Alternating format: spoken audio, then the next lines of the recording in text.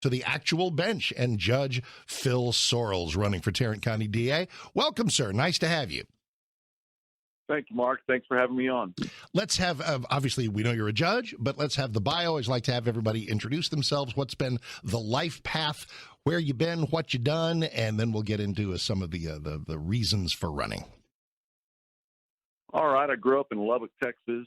I went to Texas Tech University, both undergrad and law school. I was fortunate to be hired by Mr. Tim Curry here in the district attorney's office back in 1991. So I started my legal career in the district attorney's office here in Tarrant County. After that, I ran for judge in 1996, which I was elected, and I served there for 25 years. When having those interfaces in Tim Curry's office, et cetera, as judge, you see district attorneys, you see all the lawyers come before you. What is it that seeing that litany of folks arguing cases before you that informed your decision to say, you know what, I think I want to be DA? Well, I just want to make a bigger difference. I've been the judge for 25 years, like I said, and, I was a prosecutor before that, arguing the cases, and you miss that sitting on the bench. So many times you're sitting there on the bench thinking, well, this side should say that or this. And, you want to get back into the fight. Most people talk about the judge as being like the referee, where you sit there quietly, and I'm ready to make a difference and get on the other side and be an advocate for the people of Tarrant County again. Are there things that you think haven't been done enough? I mean, everybody comes with a good heart, good track record. Everybody wants to do the right thing. As you've taken a look at the wheels of justice turning, as you eye the possibility of being DA, are there things that you just want to do more of or do a better job of?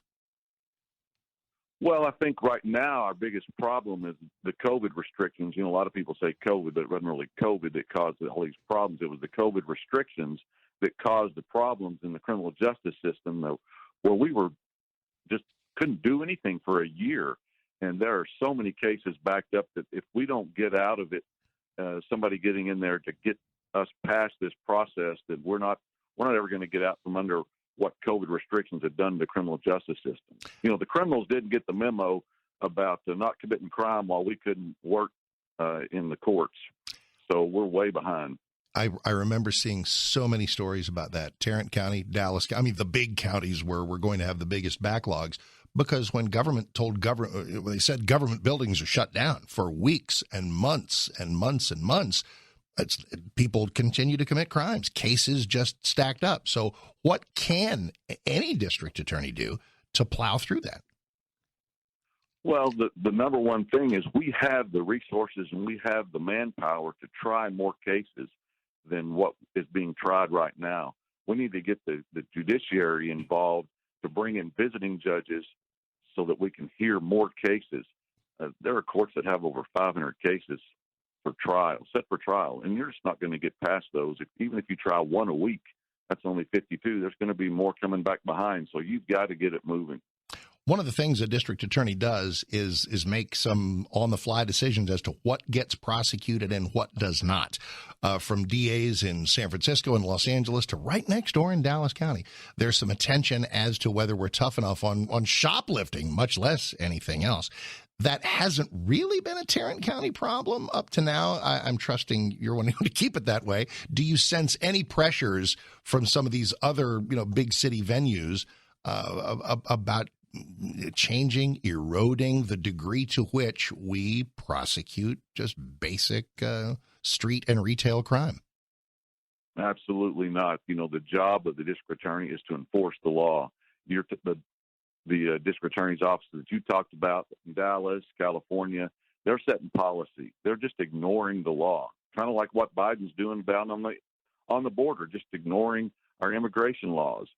The job of the district attorney is to enforce the law, and that's what I'll do. I'm not going to set policy and say I don't like this law, so I'm not going to enforce it. It doesn't matter. If you want to change the law, go to Austin or go to D.C. and make the law. That's policy.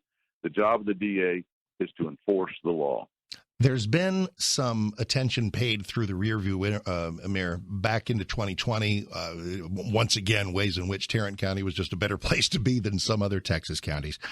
There was some on-the-street misbehavior and some BLM protests, and there are people who wondered, gee, why didn't we see more arrests? Should there have been? Were there people who probably should have been prosecuted for street violence who simply were not?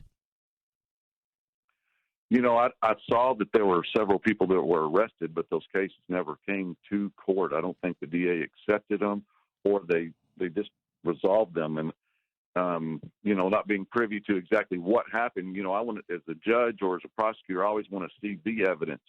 And I haven't seen that because I haven't been privy to that. So I couldn't tell you exactly what should or shouldn't have been done because I haven't seen it personally in front of me, only what you read in the newspaper. Phil Sorrells is here, currently a judge, looking to be Tarrant County DA, and the primary, of course, a couple more days of early voting, and the election itself is Tuesday of next week. You mentioned border issues. Every county is a border county, you could say these days. And to what extent is it a county DA's business, noticing to what extent there are crimes conducted by people in Tarrant County who shouldn't even be in Texas or in the United States? You know, people think, well, like you said, we are all border counties. The big counties are where the illegals are coming. You know, they're not just staying on the border because those that are here to commit crime, they're coming to the big city. Back in November, we had our sheriff arrested somebody with $16 million worth of liquid meth that came across. They brought it here. They didn't leave it on the border. Tarrant County ranks fourth in the number of crimes committed by those that are here illegally. We're just behind Harris, El Paso, and Dallas. So it is a big problem. And as the DA, what we can do, Biden's not holding these people. If we release them to federal custody, they're just going to let them back out and say, please come back, you know, when you get a notice. I'm going to try and hold them for as long as I can on their state charge until we get a new administration that'll actually deport them. You mentioned meth.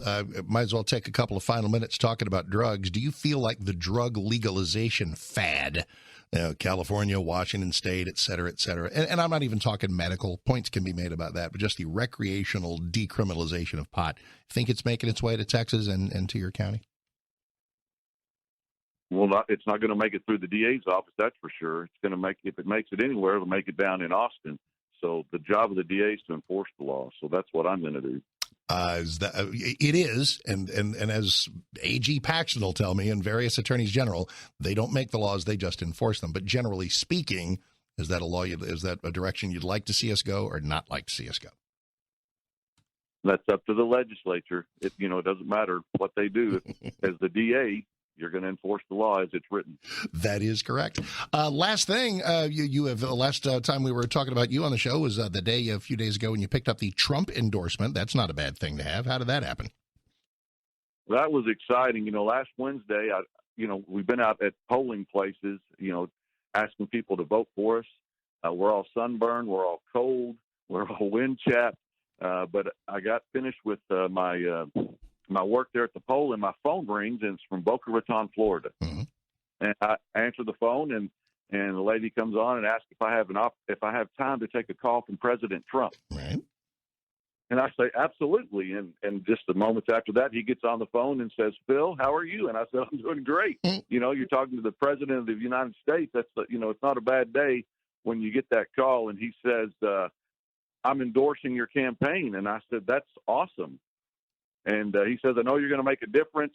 He's endorsed me because I'm an experienced prosecutor and judge.